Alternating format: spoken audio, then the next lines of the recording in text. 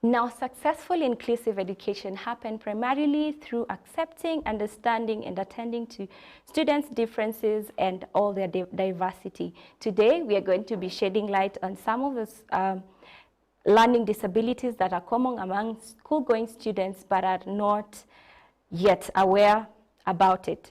Welcome to the very first episode of Neuro Diaries. My name is Effie Oworo-Tieno, and I'll be your host for today. So, be ready for a fabulous, enlightening, yet educative show. Now, what is Neuro Diaries? So, Neuro Diaries is a program that will be putting spotlight on neuro disabilities and other disabilities that are inclusive, and also we will include nuanced portrayals of persons with disabilities, sending positive messages that they are members of families, and also counter misrepresentations and stereotypes that reinforce prejudices. Now, don't forget to let us know where you're watching us from. And to get us started with the show, we are having Miss Esther Omai, a very brave lady, I know. Her fierce mind and brave spirit has led her to mentor some of the most compelling stories for persons with intellectual disability. Welcome, Miss Esther. Thank you, Miss Effie. I'm glad to be here, and thank you for having me. Thank you for enabling us to have you in our show. Thank you. All right. So just to begin it, for a person watching, what really is learning disabilities? Okay. Learning disabilities are brain-based conditions that affect the ability of the brain to send, receive, and understand information. And learning disabilities are common among school-going children. And when a child has a learning disability, they struggle with some areas of the brain or the brain ability to understand and process information. And therefore, these children struggle with reading, they struggle with spelling, they struggle with writing, they struggle with understanding mathematical concepts, and also general comprehension. Interesting. Yes. All right. So basically, how does this learning disability affect a child in real time? Okay, very good. So as I have said, learning disabilities are brain-based. Okay. So we actually call them neurological conditions. Okay. So the word neuro it means the brain. Okay. So when the brain struggles with some processes, what we call cognitive processes, then the manifestation of learning disabilities are mostly seen in school. All right. So when a child is born, you will not tell that they have a learning disability from birth. Okay. So probably 1 to 3 years, there are of course some telltale signs. There are some red flags that a parent would look out for, and mostly it could be probably in delay in speech, because we have said learning disabilities are caused by the brain, brain not being able to process, send information, receive information, and even understand information. Okay. So that can be manifested early, even before the child goes to school. Right. So as a parent, if you realize that there's a delay in speech or delay in talking, then that could be a telltale sign, and especially in comparison to that child's peers.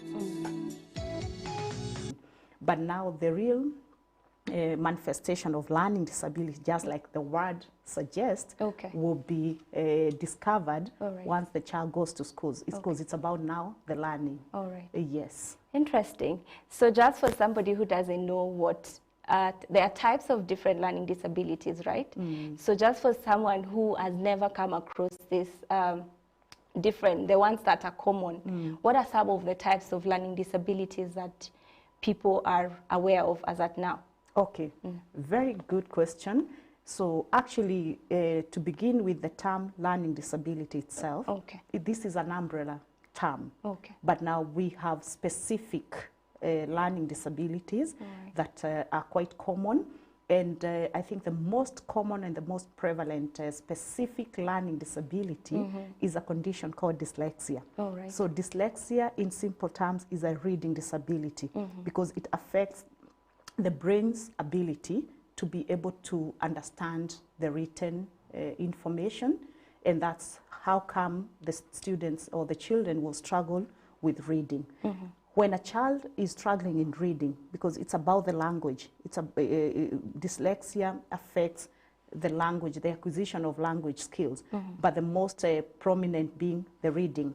But we have also other sub skills that are involved in reading, such as comprehension. Spelling is also related to reading, writing. So when a child has dyslexia, we call it a reading disability, but it does not just affect the reading. Reading goes hand in hand in comprehension. So you'll find in some instances, and I think in all instances, if a child is struggling with reading, then the comprehension is also impeded. Then spelling too is also affected, and even the writing. And the writing here, I'm not necessarily talking about handwriting.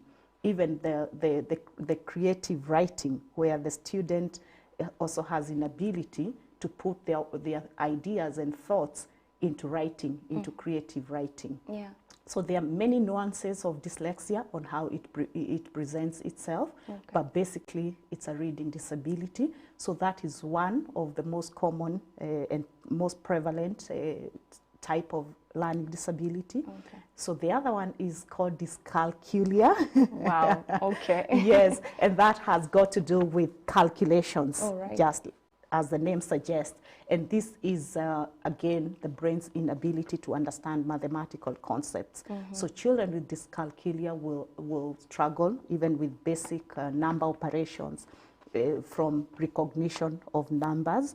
And so you find that like when children join school at that early stage, they go into, they start with number recognition, number sequencing, number order, and number value. So basically number order or sequencing is just being able to even rote counting one, up to 100. So children with dyscalculia will struggle with that. It's very basic, and actually most children will even already be rote counting before they join school. But you find that a child with dyscalculia may even struggle counting 1 to 20 from memory. And you find that they're either skipping some numbers or they're transposing some numbers, where some numbers come before the other number in the sequence. Then when it comes to more advanced mathematical operations like addition, because if a child can't recognize a number, then it also affects what we call number value.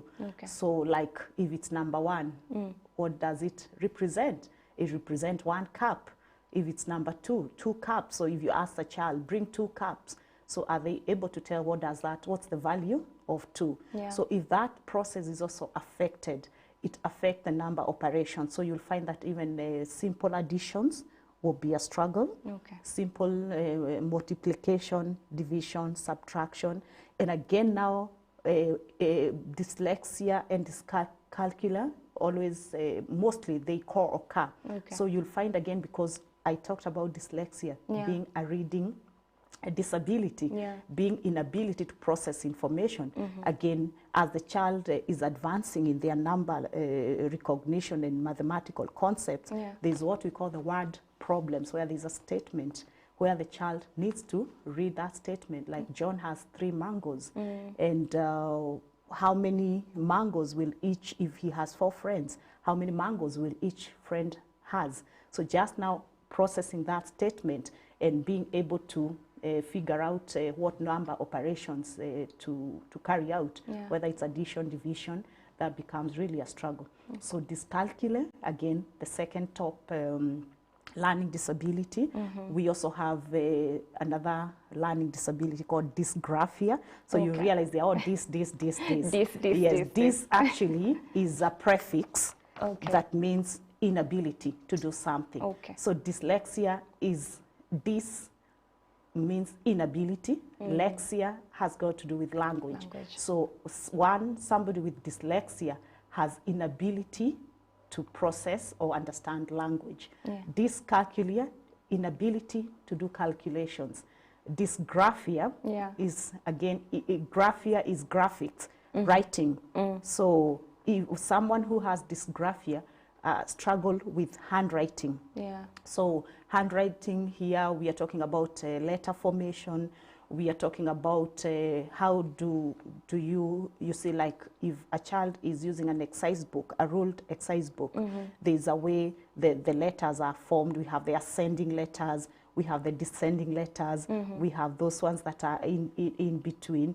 So you'll find that some children will struggle with that and just even forming those letters within the spaces in between the lines. Yeah. And so you find, again, they are not even able to follow the lines. So probably they are writing the letters in a slanted manner, and they are not able to utilize the space within a page. We even have a margin where the letters are supposed to start. So children with dysgraphia are not even able to organize their writing within the spacing of the page. So that's also another most common type of learning disability. And apparently all those three that I've already mentioned sometimes go hand in hand. Yeah. So you'll find that a child has almost all the three. But again, it's also important to clarify that when it comes to dyslexia, it presents differently for different people. All right. So you find a child actually who can read, as much as we are saying dyslexia is a reading disability. Okay. They can decode, they can read Yeah. very fluently, but it's what we call mechanical reading. Oh, They right. have no understanding Of what or they are reading. comprehension of what they are reading. So in Interesting. that case, dyslexia will have impacted on the comprehension. Yeah. So then I think because we have 5 top most prevalent types of learning disabilities. Okay. So the other one is something is a condition we call auditory processing disorder. All right. So remember, we said that learning disabilities is the brain's inability to process information. So under auditory processing disorder, what this basically means is that auditory is what we hear. Yeah. It's the sensory input that goes to our brain through the ears.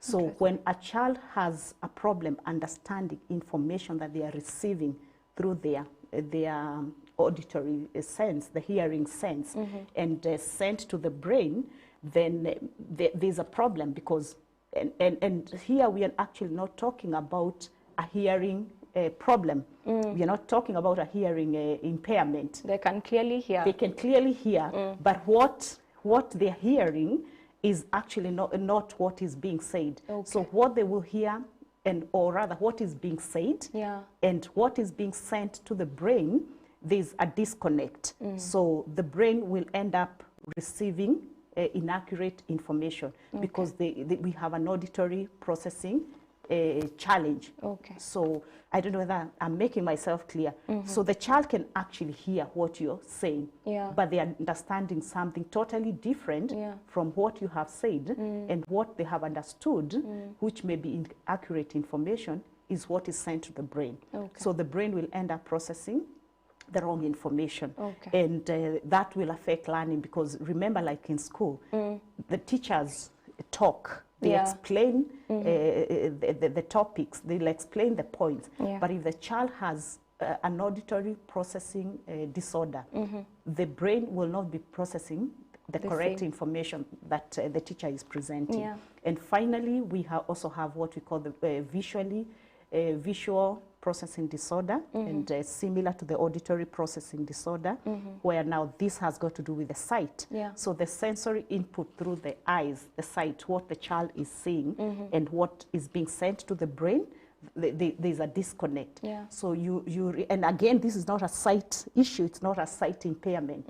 This is not a blind child, either totally blind or visually impaired. Yeah. Their sight is okay. And in fact, back to the explanation about dyslexia, Yeah.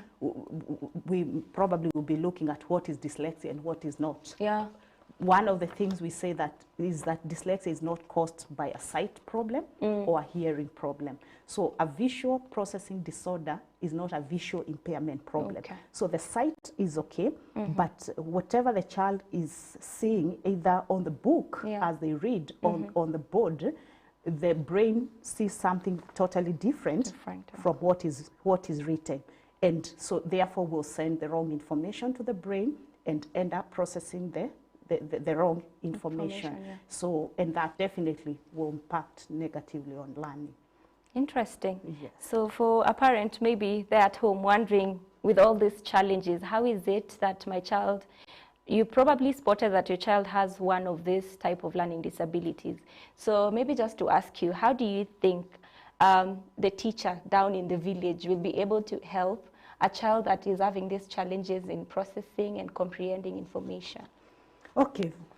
Yeah, that's a good question, because I think for me that's a big challenge. And as a country, the awareness on learning disabilities is still very, very low. Because unlike what we call the traditional disabilities that are visible, so everybody can see.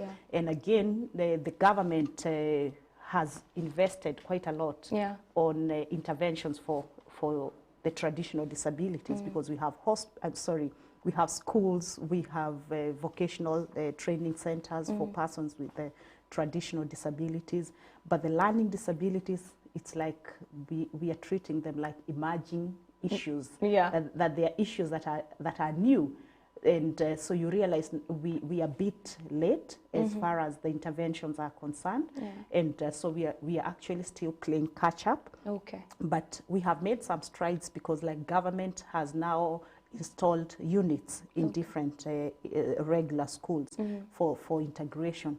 But for the teacher back in the village, I think the most important thing, because as teachers, as we go through the training, there's the unit on, we are taught on individual differences, that you're going to encounter children in your class who are struggling in learning.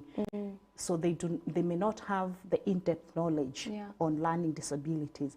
But basically, for a child who has learning disabilities, even if you're not a special education teacher, I think it's a no-brainer that as a teacher, you've got to be patient with this child. You've got to give this child time to be able to complete either assignment or even create some time or for one-on-one to be able to fill in the learning gaps that are occasioned during the learning process. Because these children will not learn in a big class. They will not learn effectively in a big class. They will not learn effectively in a busy class, because of all those challenges that I have highlighted. Because as I've said, most of these children will present with one or more of the learning disabilities that I have talked about. And therefore, as a teacher, it's just creating some time, maybe on a more personalized approach outside class. And I'm sure they're already asking me, how is that going to be possible when I have a class of 50 or 40?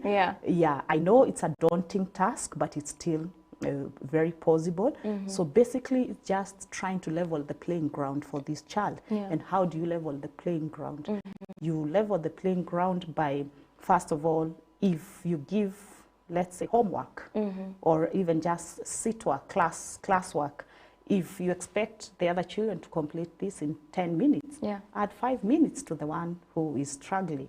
So if you're giving homework, 30 questions, give maybe 15 or 10 to the one who is struggling, because realistically, they are not going to finish that homework.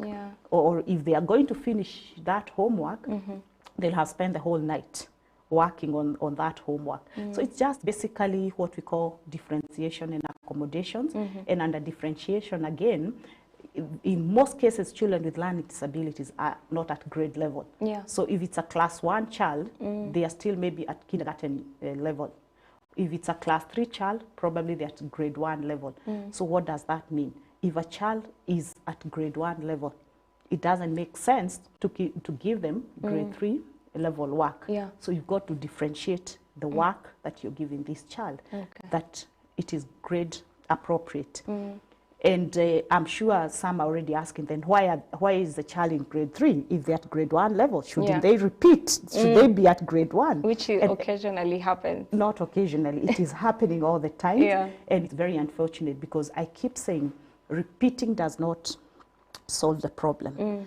Because if the child repeats and the same things that were done the previous year are being done the same way, with the same person, you do not expect different results. Yeah. So I'm not an advocate of retention or repeating of classes, but through all these strategies that we are talking about, differentiation, understanding, so there has, of course, to be some form of assessment and screening to be able to establish the baseline and know this child is at what grade. Yeah. So physically, they would be in grade 3 because we said let not children repeat.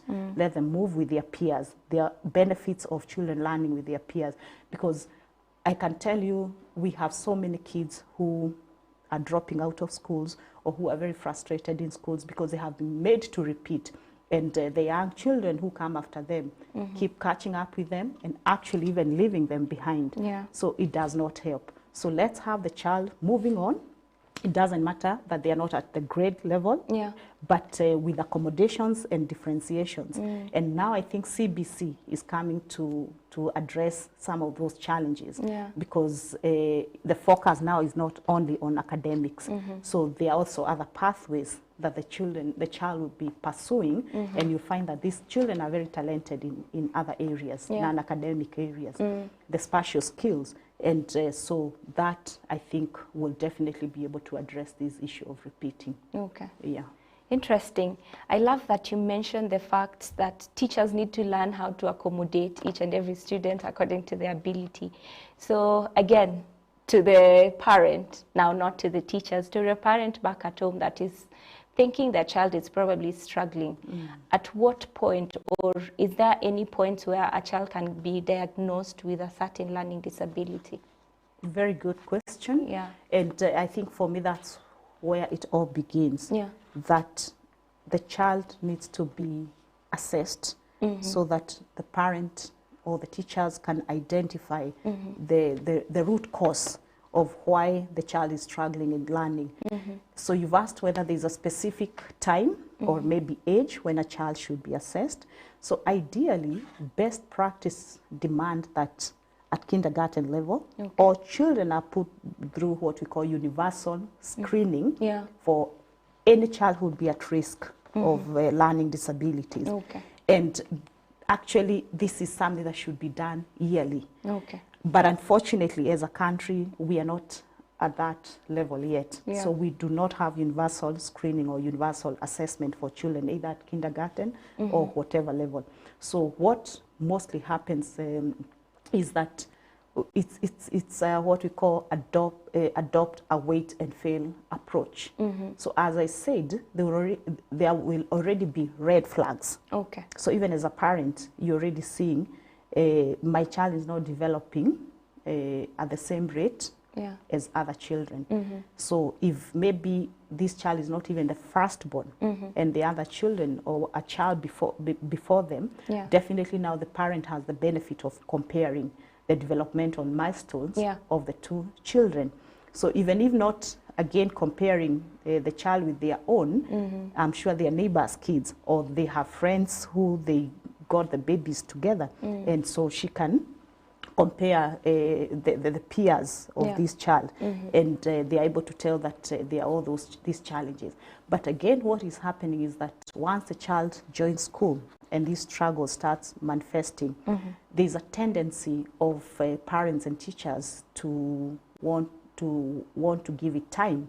And I've had quite often parents telling me, the teacher said, no, they will catch up. Let's give them time. Let's give them tuition. And until maybe it really does not work and the child has completely failed, that's when they seek diagnosis. If that is fine, but again, we say the sooner the diagnosis is made, the better, so that early interventions can start. Because the brain, we are saying these are brain-based conditions. And what happens is the brain is plastic in nature. And the plasticity of the brain is more effective when a child is younger, 0 to 14 years. Yeah. So that any interventions that are put in place between 0 to 14 years, they are more, you receive more effective outcomes, more positive outcomes, and even at a faster rate when the interventions are done early. But for a child now who is older, 14 years and above, any interventions that you put in place, it may be what we call too little, too late. Yes. So there's not a specific age where when the child should be assessed, but upon realizing the struggles, and especially if the struggles are consistent, because again, there could be other factors that are causing a child to struggle in learning, not necessarily that it's a neurological condition. Children maybe who come from underprivileged background, maybe a child came to school hungry, it definitely will impact adversely on learning. Very or true. maybe it's a child from maybe a family where maybe there's a lot of conflict. So there are other psychological factors that would lead to a child learning, I mean, struggling in learning, not necessarily the genetic and neurological conditions or factors, neurobiological factors that we are talking about. But my take is once the struggle is identified and it's very consistent, then it's time to seek a diagnosis. To take action. Yes. All right. Yes. So what of advice to the parents and probably teachers, if you realize that a child is probably struggling with their learning, if they are what we term slow learners, it's better to get early diagnosis. Very true. So I'm just thinking from the information that you've given us so far, is it safe to say, is there like a difference differentiating between a special need child and a child that has learning disabilities? Because they're all challenging, right? Yes. So could you kindly differentiate the two for us? All right, very good. So when it comes to special needs, we categorize children or persons as having special needs if they have exceptional needs that need to be met. And these needs are not necessarily academic or educational needs.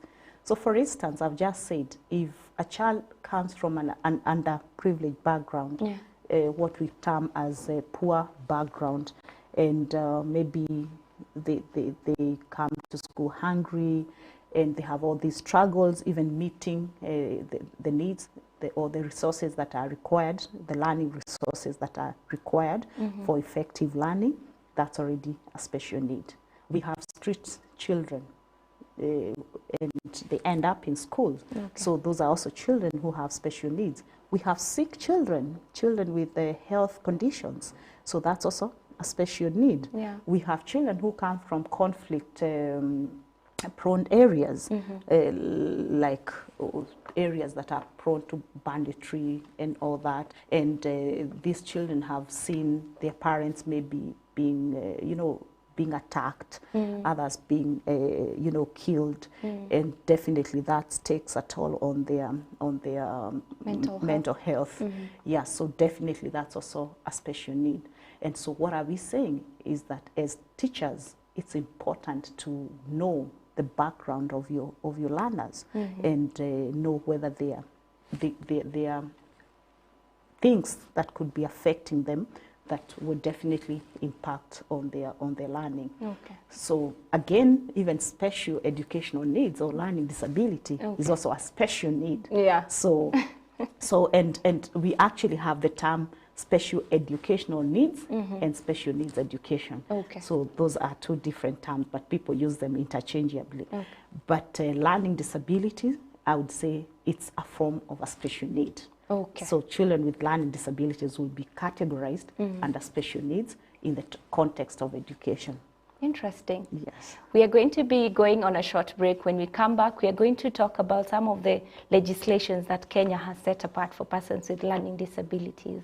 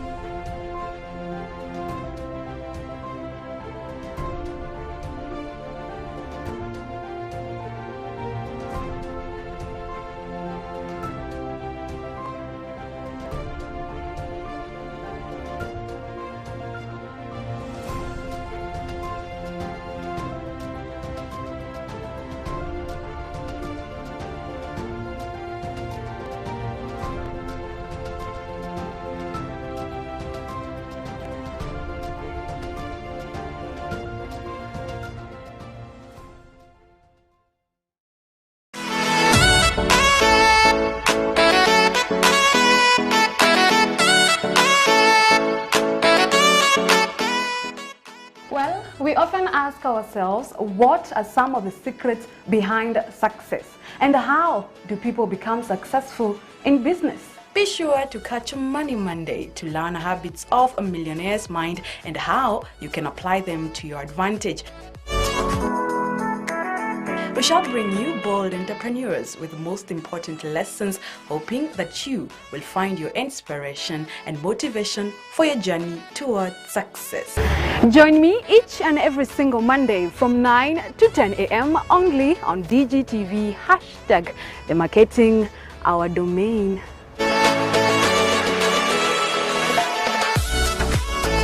Success is brought up by a training that goes beyond the academics, training that prepares you for the marketplace and as a job creator. And here at Uzuri Institute, we train you to be a job-ready professional.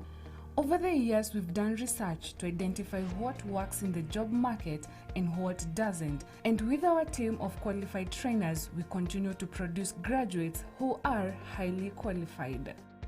We have partnered with international and national exam bodies, and that guarantees employability and career progression.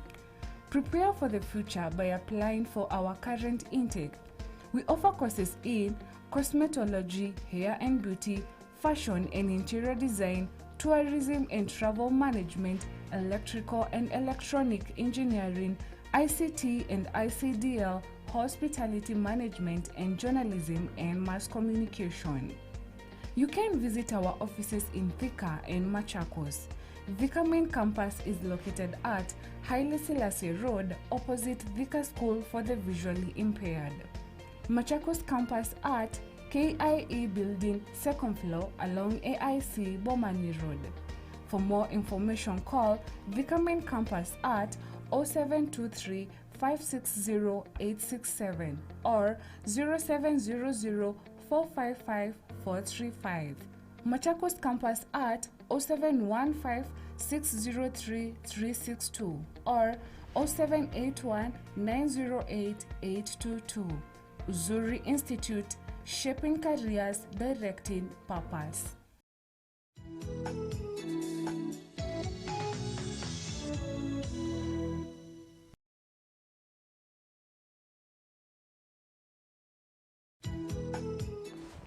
Welcome back to another segment of learning more about learning disabilities. All right, so I hope you're learning well back at home, wherever you're watching us from. So again, Ms. Esther, back to you. So we've talked about some of the challenges that come with learning disability. So again, I'm asking, does it mean that when a child has this learning disability, does it make them less intelligent or anything? Okay, that's a very good question. And it's important for our viewers to understand that learning disabilities do not cause less or do not affect intelligence or are not as a result of a lower intelligence. Okay. In fact, persons with learning disabilities have between average to above average intelligence levels. In fact, like the dyslexics, most of them are actually on the above average range of intelligence. So persons with learning disabilities do not necessarily have a lower intelligence unless maybe there are other co-occurring conditions like the intellectual disabilities. Okay. And it's also good to clarify that there's a difference between learning disabilities and intellectual disabilities. Okay. So when you talk about intellectual disabilities, these are disabilities actually that are caused by low intelligence level. But the the learning disabilities are not intellectual disabilities. Okay. So the two are very, very distinct. And children with learning disabilities have between average to above average intelligence. Okay. So they're actually smart and brilliant, and that even compounds the problem, because parents and teachers see a bright and brilliant child who is not able to learn, who is not able to read, who is not probably very enthusiastic about learning or about reading. And what happens when children are joining school? They are very enthusiastic about learning to read, and they look forward to learning to read. But now when the struggles set in and the child really, really struggles, that enthusiasm goes. And that maybe by class 1 or class 2, that enthusiastic child who joined school really looking forward to learning to read is no longer that way. And so that's actually now the challenge, because the child looks very normal or very typical in all aspects, but they're struggling to learn. So what do parents end up labeling these children? So they will call them lazy. They will think they are not motivated. They will think they are not inspired. Some even call them dumb and stupid. They are all those derogatory terms that we use on these people. The teachers will always tell them work harder, but the irony is children with learning disabilities work 10 times harder than their typical peers, because the brain really has to go on an overdrive to even achieve the little that they are able to achieve. So by the time you're telling this child to work harder, you don't know how hard they are working.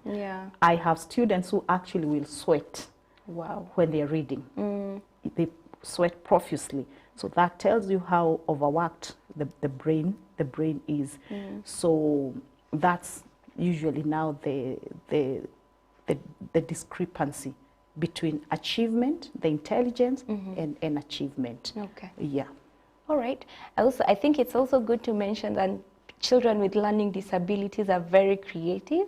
Oh, yes. Yeah. Yeah, they're very creative. Probably, yes, we can look at the strengths. Yeah, like a condition like dyslexia.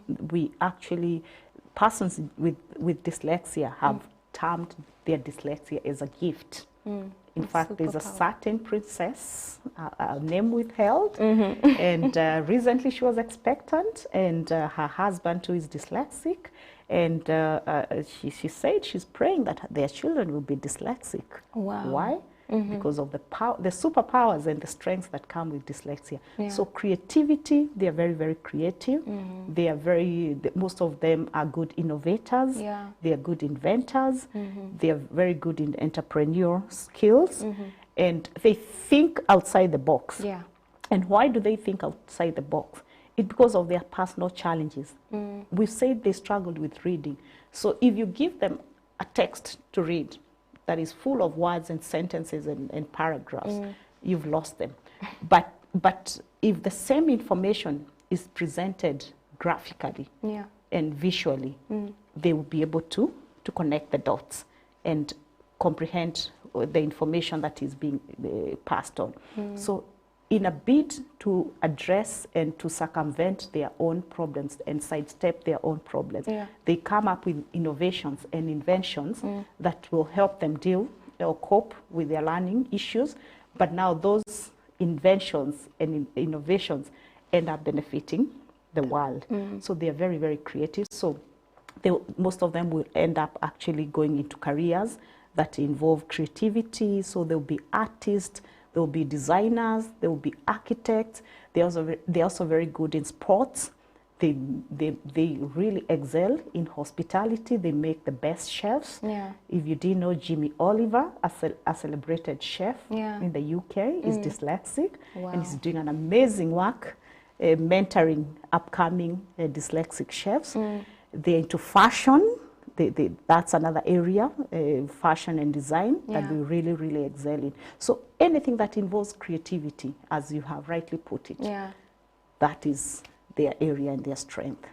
Interesting. Yeah. It's actually good to know that we shouldn't weigh our children down with the traditional, the way we were brought up into doing. It's just the bookwork alone without exploring certain creativity aspects of a person. Absolutely. And actually what happens, Effie, is that unfortunately our system, the traditional benchmarking or how we assess intelligence or how we assess success is through using the traditional benchmarks, you know, the exams. Yeah. And this really disadvantages persons with learning disabilities or conditions like dyslexia because you're actually assessing them for what they are not good at. Yeah. So if the assessment or examinations involves reading, writing, spelling, we've already said that is what they really struggle in.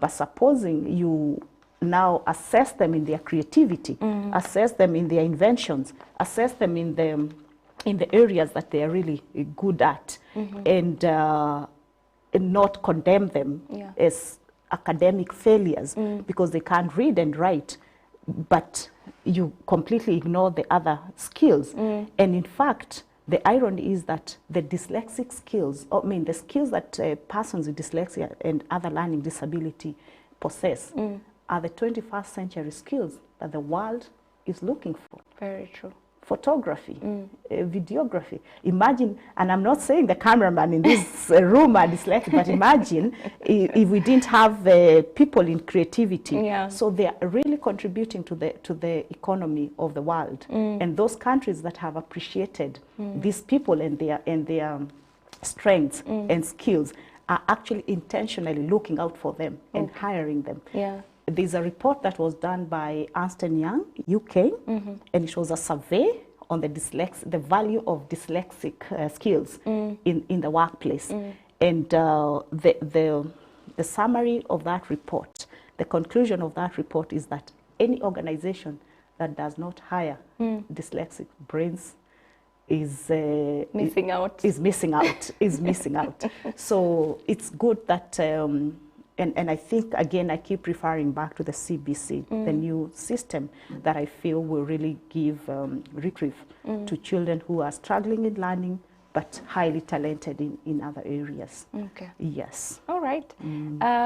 Having known that dyslexia and a couple of many learning disability is a superpower, I'm actually wishing I was one. Maybe we need to assess. Interesting. So if there's a parent that probably thinks their child will outgrow the learning disability, what advice would you give to them? Very good. But maybe before I answer that question, I Yeah. think it's also important to bust some myths about learning disabilities. I hear teachers and parents talking about autism as a learning disability.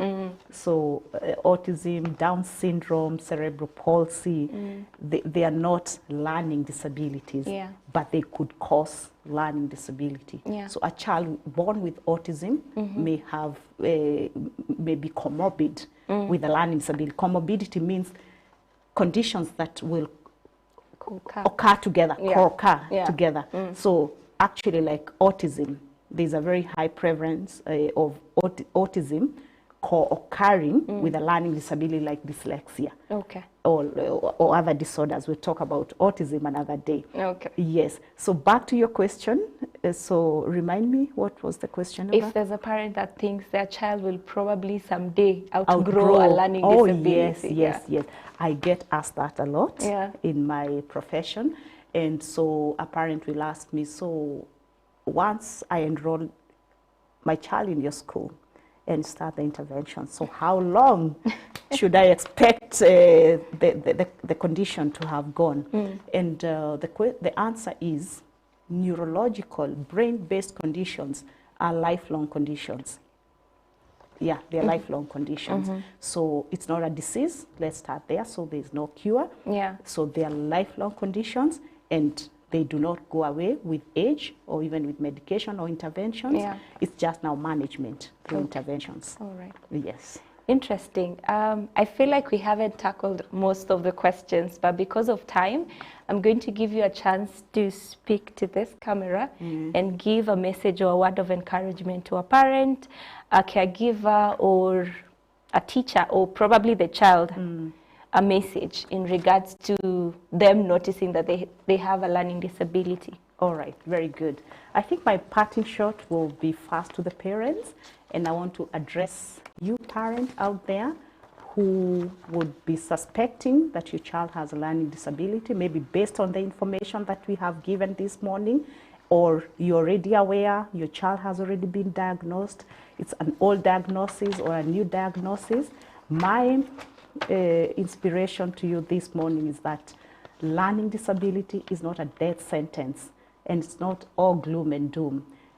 The thing is, if you realize that your child is struggling in learning, there is help out there. Reach out for help. Let your child be assessed if they have not been assessed. Identify the right school, because that's really, really important, where your child will be supported and help to realize their full potential. For the teachers, we are in an information age. Google, whatever signs you're seeing your learner presenting with, go to Google. At least you get some information that can lead you now to the right professionals who will be able to help the child. So for that child, if you understand, if you're at the age where you can understand what I'm saying, we have so many people who have succeeded even with a learning challenge. So it's just keeping hope alive and working with your teachers and your parents, and you'll definitely be able to achieve your dream if you get the right support and if you have the right attitude. Okay. Thank you. All right. Thank you very much for joining us and educating us more about learning disability. I'm sure somebody has picked one or two. All right. Thank you very much also to the audience for joining us, and don't forget to catch us or tweet us on our various platforms at DigiTV on Facebook, DigiTV on Twitter, and DigiTV on YouTube. All right. Don't forget to also catch us up every Tuesday, this specific time right here. And yeah, have a lovely day.